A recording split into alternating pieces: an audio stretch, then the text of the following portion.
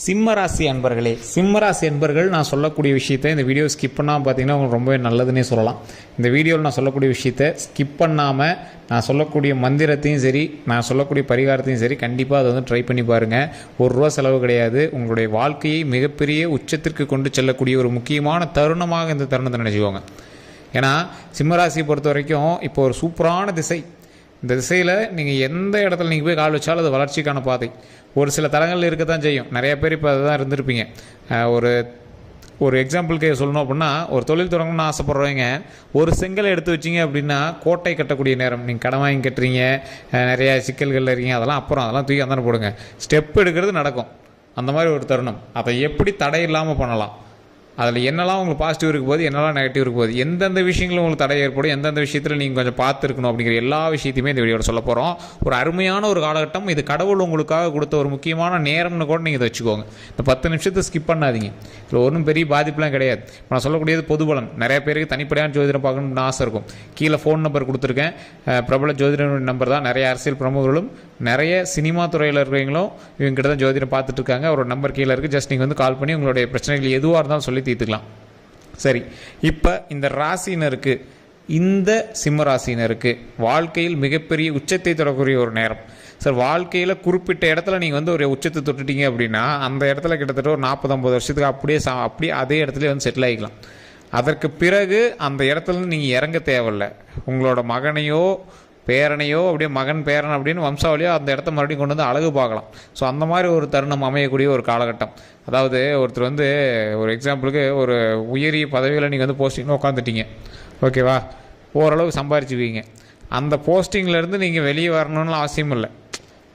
உங்களுக்கு அந்த டைம் வரைக்கும் அந்த போஸ்டிங் இருக்குது அப்படின்னாலும் அந்த பணபலத்தையும் இதையும் நீங்கள் நிலைநாட்டிக்குவீங்கள்ல.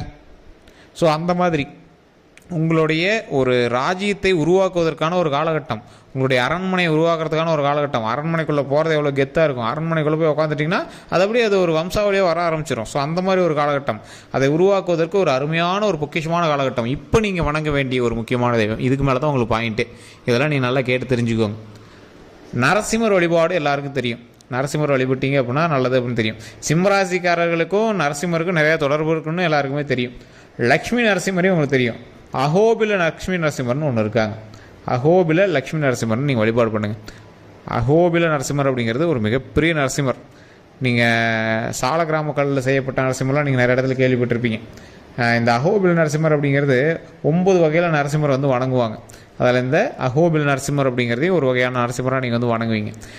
ஓம் லக்ஷ்மி நரசிம்மரே போற்றி அப்படின்னு தினம் ஒரு டைம் சொல்லி பாருங்கள். ஒரு 9 டைமாக அதை சொல்லி பாருங்கள். அதை மறக்காம கமெண்ட் செக்ஷன் பற்றி விடுங்க.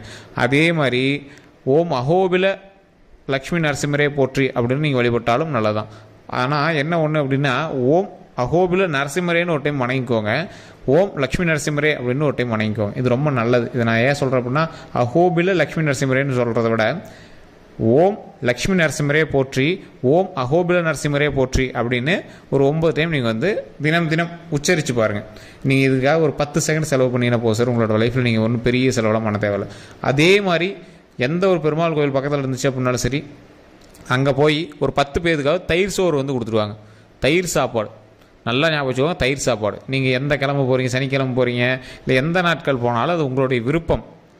தயிர் சாப்பாடு அங்கே ஒரு 10 பேருக்காவது நீங்கள் செஞ்சு கையிலேருந்து ஒரு தட்டத்துலையோ இல்லை அந்த சின்ன கப்புலையோ ஏதோ நீங்கள் வந்து போட்டு கொடுக்கணும். இல்லை சின்ன இலையிலையாவது கிழிச்சு அதில் ரவுண்டு அப்படியே வலித்து தட்டத்துலேருந்து கரண்டியில் எடுத்து போட்டு கொடுக்கணும். அதை அவங்க சாப்பிடணும். நீங்கள் அதை பார்க்கணும். இது எவ்வளோ பெரிய நன்மை தரும் அப்படின்னு நீங்கள் அடுத்த வீடியோவில் நீங்கள் வந்து சொல்லுவீங்க. நல்லா யோசிச்சு பாருங்கள். ஒரு விஷயம் உங்களுக்கு நடந்துகிட்டே இருக்கும். நீங்கள் நினைத்த காரியம் சில தடைகளோடு ஓரளவுக்கு நடக்க தான் ஆரம்பிச்சிருக்கு. ஒன்றும் தடையெல்லாம் படலை. நீங்கள் நிறைய யோசிச்சுட்டு இருப்பீங்க, இல்லை சார் தடை பிடிச்சது. அதெல்லாம் ஒன்றும் இல்லை. உங்களுக்கு தடையெல்லாம் படவே கிடையாது. ஒரு லேட்டாகி சின்ன அப்படியே ஒரு லேக் ஆகிட்டு போயிருக்கு, அவ்வளோதான். ஆனால் உங்களுக்கு நீங்கள் நினச்சது நடக்கும். நினைத்ததை நடத்தி வைக்கக்கூடிய ஒரு முக்கியமான நேரம். ஆனால் இது யாருக்கு அப்படிங்கிறது இருக்குது. தசாபுத்தி உங்களுக்கு வேறையாக இருக்குது. இல்லை உங்களை விட வலுவான ஜோதிடம் பார்க்கக்கூடிய ஆள் யாராவது இருந்தாங்க அப்படின்னா, உங்கள் கூட வலுவான ஜாதகம் ஏதாவது இருக்கா, அது உங்களை தாக்குனுச்சுன்னா தானே ஒழிய மற்றபடி உங்களுக்கு எந்த ஒரு ப்ராப்ளமே கிடையாது சார். நல்ல நேரம் கொண்டவங்க பக்கத்தில் இருந்தாங்க அப்படின்னா நமக்கும் நல்ல நேரம் தான். அதனால தான் பக்கத்தில் எங்களோட ஜோதிடத்தை பார்க்குறது. ஒருத்தர் வீட்டில் வந்து இருக்காங்க அப்படின்னா அவங்க அப்பா அம்மாவுக்கு பார்க்குறாங்களோ இல்லையோ அவங்க பையனுக்கு ஜோதிடம் பார்ப்பாங்க. ஏன்னா அந்த பையனோட ராசி அப்பா அம்மாவுக்கு ரிஃப்ளெக்ட் ஆகும். பேரன் இருந்தாலும் அவனோட ஜாதகத்தை பார்ப்பாங்க. பேரனோட ராசி 3 பேர்த்துக்குமே ரிஃப்ளெக்ட் ஆகும். பேரனுக்கு பையனுக்கெல்லாம் நல்ல நேரம் இருந்துச்சு அப்படின்னா ஆட்டோமேட்டிக்காக குடும்பத்தில் இருக்கிற எல்லாத்துக்குமே நல்ல நேரம் நடக்கும். கூட இருக்கக்கூடிய நண்பனுக்கு கூட செக் பண்ணி பார்ப்பாங்க. நிறைய பேர் தொழிலில் செய்கிறீங்களா, தொழில் பார்ட்னர் ஜோதிடம் பார்ப்பாங்க. ஸோ இந்த மாதிரி பார்த்து வைக்கும் போது உங்களுக்கு எந்த வகையில் தடை இருந்தாலும் அந்த தடைகளை சரி பண்ணி வெற்றிக்கான வழியை கொண்டு வரும். ஸோ இப்போ நீங்கள் என்ன பண்ணோம், இந்த லக்ஷ்மி நரசிம்மர் வழிபாடு பண்ணிவிட்டு தயிர் சாதம் வணங்கி அந்த தயிர் சாதம் வந்து நிறைய பேருக்கு அன்னதானம் கொடுத்துட்டு நீங்கள் செய்யக்கூடிய தொழிலில் முதன்மையாக நீங்கள் ஃபஸ்ட்டு கால் எடுத்து வைக்கும் போது உங்களோட குலதெய்வ வழிபாடு பண்ணிவிட்டு குலதெய்வத்திலிருந்து ஒரு எலுமிச்சம்பழம் எடுத்துகிட்டு போய் நீங்கள் வந்து தொழில் வச்சு ஆரம்பிங்க. வெற்றிக்கான ஒரு விஷயம் பண்ணுறீங்க அப்படின்னா தொழிலில் உங்களுக்கு 100% சூப்பர். அதே மாதிரி அதிக முதலீடு போட்டு பண்ணுறீங்க அப்படின்னா யோசிச்சு பண்ணுங்கள். ஏன்னா இப்போ நான் சொல்கிறது பொது பலன், தனிப்படையான ஜோதிடத்தை ஒரு டைம் பார்த்துக்கணும். ஏன்னா இது உங்களுக்கு அருமையான ஒரு சுக்கிர திசை வந்து நடக்கக்கூடிய ஒரு காலகட்டம். அதனால் பாசிட்டிவாக இருக்குது, பரவாயில்ல அப்படின்னு சொல்லலாம். எல்லாருக்குமே பரவாயில்லன்னு சொன்னால் உங்களோட தசாபத்தியும் ஒரு டைம் செக் பண்ணிக்கணும். ஓகேவா? அதே மாதிரி நீங்கள் இப்போ லக் அடிக்குது அப்படின்னு உடனே உங்களுக்கு வந்து வெற்றி காட்டாது. அந்த வெற்றி வந்து அப்படி கொஞ்சம் கொஞ்சமாக தெரிய ஆரம்பிக்கும். ஆமாம் சார் இது பரவாயில்ல சார் இப்போ தான் வர ஆரம்பிக்கும் சார் அப்படிங்கிற மாதிரி உங்களுக்கு தெரிய ஆரம்பிக்கும். சரி சார் தொழிலுக்கு பணத்துக்கே தான் சொல்கிறீங்களா, அடுத்த விஷயத்துக்கு வாங்க அப்படிங்கிறீங்களாம். திருமணம் ஆகாதவர்களுக்கு திருமணத்திற்கான வாய்ப்பு, குழந்தை இல்லாதவர்களுக்கு குழந்தை கிடைப்பதற்கான வாய்ப்பு, உடல் ரீதியான உபாதைகள் மட்டும் இருக்கிறதுக்கான வாய்ப்பு கொஞ்சம் இருக்குது. அதை மட்டும் நீங்கள் பார்த்து சரி பண்ணிக்கோங்க. தூக்கமின்மையாமல் இருந்துச்சுன்னா தூக்கமின்மையெல்லாம் கொஞ்சம் பார்த்து நல்லா தூங்கி எழுந்திரிங்க. உடல் ரீதியாக எந்த ஒரு விஷயம் இருந்தாலும் உடனே டாக்டர் பார்த்துருங்க. அதே மாதிரி கல்வி சம்பந்தமான விஷயங்களில் உங்களுக்கு பாசிட்டிவாக தான் இருக்கும், ஒன்றும் பிரச்சனை கிடையாது. தொலைதூர பயணமோ இல்லை ஏதாவது ஒரு பிரயாணமோ போயிட்டு வர மாதிரி இருக்கும். பயணிக்கக்கூடிய ஒரு காலகட்டம், உங்களோட சொந்த ஊருக்காவது நீங்கள் வந்து போயிட்டு வரக்கூடிய ஒரு காலகட்டம் இந்த காலகட்டம். அதனால் நீங்கள் வந்து அது பெருசாலாம் நினச்சிக்க தேவையில்ல, பாசிட்டிவான விஷயங்கள் தான், ஒன்றும் கவலைப்பட தேவையில்லை. அதே மாதிரி வாகனத்தில் கொஞ்சம் கவனம் தேவை, வெளி உணவில் கொஞ்சம் கவனம் தேவை.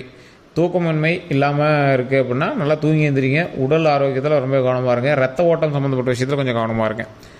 அதே மாதிரி இந்த ராசிக்காரர்களை பொறுத்த வரைக்கும் பணத்தை வச்சே பண்ணக்கூடிய தொழில், இப்போ வட்டி இந்த மாதிரி ஏதாவது ஃபைனான்ஸு இந்த மாதிரிலாம் விஷயம் பண்ணிட்டு இருக்கீங்க அப்படின்னா டாக்குமெண்ட் ரீதியான விஷயத்துலையோ கேஸ் சம்மந்தப்பட்ட விஷயத்துலையோ கொஞ்சம் ஜாக்கிரதையாக இருங்க.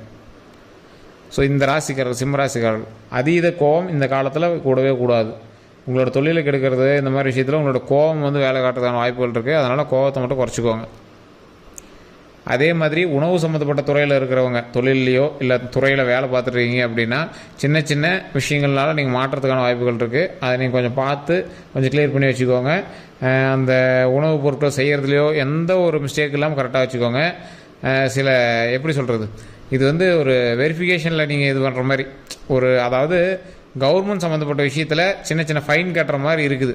ஸோ அந்த மாதிரி விஷயங்களில் நீங்கள் கொஞ்சம் பார்த்து கொஞ்சம் சரி பண்ணி வச்சுக்கிறது பரவாயில்லையா இருக்கும். அதே மாதிரி வாகன சம்மந்தப்பட்டமான விஷயத்துலையும் நீங்கள் கவர்மெண்ட் சம்மந்தப்பட்டமான விஷயங்கள் நடக்கிறதுக்கான வாய்ப்புகள் இருக்குது. அதனால் அதுலேயுமே இன்சூரன்ஸ் கட்டாத இன்சூரன்ஸ் கட்டிக்கோங்க. ஹெல்மெட் போடாமல் கூட நீங்கள் வண்டியில் போகக்கூடாது, ஹெல்மெட் போட்டு தான் வண்டியில் போகணும். சீட் பெல்ட் போடாமல் வண்டியில் போகக்கூடாது. அந்த மாதிரி ஒரு ரூல்ஸை பின்பற்றி நீங்கள் பிரயாணிக்கக்கூடிய ஒரு காலகட்டமாக வரக்கூடிய காலகட்டம் இருக்குது. தொழிலுக்கு பரவாயில்ல, திருமணம் ஆகாத இளைஞர்களுக்கு திருமணமாகும், அதுக்கு பரவாயில்ல. அதை வந்து திருமணத்துக்கான ஸ்டெப்பாவது எடுத்து வைப்பீங்க இந்த காலகட்டத்தில், அது ஒன்றும் பரவாயில்ல. அதே மாதிரி குழந்தை இல்லாதவங்க கண்டிப்பாக மேல்மலைன்னு ஒரு கோயில் ஒரு டைம் போயிட்டு வாங்க. அது ரொம்ப மிகப்பெரிய பாசிட்டிவ் தரக்கூடியது. அதுக்கு போயிட்டு வந்துட்டு நீங்கள் வந்து ஏதாவது டாக்டர் பார்க்கணும் அப்படிங்கிறீங்களோ அதை வந்து செக்அப் பண்ணிட்டு பார்க்க ஆரம்பிக்கலாம். மற்றபடி இதுக்கு மேலே வந்து ஓரளவுக்கு பாசிட்டிவ் தான் இருக்கும். பழசை கம்பேர் பண்ணும்போது இப்போ ஓரளவுக்கு பரவாயில்லையாக தான் இருக்கும். அதனால் நீங்கள் கவலைப்பட தேவையில்லை.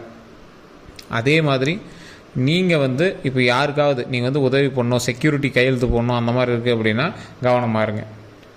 உங்களோட ஜாதகத்தின் பேர் உங்களுக்கு பரவாயில்ல, வேறு உங்களோட நண்பனுக்கு போய் நீங்கள் ஹெல்ப் பண்ணுறீங்க அப்படின்னா அதை நீங்கள் ஒரு டைம் செக் பண்ணிக்கணும். அவருடைய விஷயங்கள் உங்களை தாக்காத அளவுக்கு நீங்கள் பார்த்துக்கோங்க. அது உங்களை எந்த அளவுக்கு தாக்குதா இல்லையா அப்படிங்கிறத தெரிஞ்சுட்டு தான் நீங்கள் வந்துருக்கணும். அதனால தான் சொல்கிறது, நீங்கள் வந்து மற்றவங்களுக்கு ஜாமீனுக்கோ இல்லை பஞ்சாயத்துக்கோ போய் நிற்காதீங்க. மிகப்பெரிய ஒரு எப்படி சொல்கிறது, செலிபிரிட்டி ஆகிற அளவுக்கு உங்களுக்கு வந்து இந்த காலகட்டம் உங்களுக்கு உதவும். அது உங்கள் கையில் தான் இருக்குது. அதை எப்படி நீங்கள் வந்து பின்பற்ற போகிறீங்க, அதை எப்படி நீங்கள் வழிகொண்டு வர போகிறீங்க, அதெல்லாம் உங்கள் கையில் தான் இருக்குது. சரி, முன்னாடி சொன்ன ஒரு முக்கியமான விஷயம் தான், நான் முன்னாடியே தெளிவாக சொன்னேன். இந்த வீடியோவை வந்து ஸ்கிப் பண்ணாமல் பார்த்துருப்பீங்க. அதில் முக்கியமாக சொன்ன ஒரு விஷயம், லக்ஷ்மி நரசிம்மர் வழிபாடு. ஓம் அகோபில நரசிம்மரே போற்றி அப்படின்னு ஒரு டைம் வணங்க. ஓம் லக்ஷ்மி நரசிம்மரே போற்றி அப்படின்னு ஒரு டைம் உச்சரித்து பாருங்கள். அதை 9 டைம் தினம் தினம் சொல்லி பார்த்தீங்க அப்படின்னா உங்களுக்கே அதோட பாசிட்டிவ் வைப் தெரிய ஆரம்பிக்கும். அதே மாதிரி தயிர் சாதம் ஒரு 10 பேருக்காவது கொடுங்க. குலதெய்வ வழிபாடு பண்ணிட்டு தொழில் தொடங்க. ஒரு எலுமிச்சம்பழம் எடுத்துகிட்டு வச்சு குலதெய்வ இடத்துலேருந்து எலுமிச்சம்பழம் எடுத்துகிட்டு வச்சு வீட்டில் வச்சு கும்பிட்டு வழிபாடு பண்ணுங்கள். அது ரொம்பவே நல்லது. மற்றபடி எந்த ஒரு இஷ்யூஸும் கிடையாது. இனி வரக்கூடிய காலகட்டங்கள் பொற்காலங்களாக அமைய போகுது சிம்ம ராசிக்கு.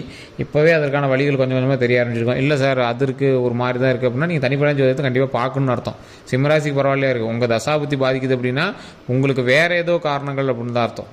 ஜாதக ரீதியாக சிம்மராசிக்கு பரவாயில்ல. அப்போ உங்களுடைய தசாபுத்தி, லக்கினம், நட்சத்திரம் அதெல்லாம் இருக்குது. அதை செக் பண்ணி போகணும் அப்படின்னா தனிப்பட்ட ஜோதிடம் தான் பார்க்கணும். அதுக்கான கீழே நம்பர் கொடுத்துருங்க. ஜஸ்ட் கால் பண்ணி கேட்டு தெரிஞ்சுக்கலாம். எல்லோருக்கும் நன்றி நண்பர்களே.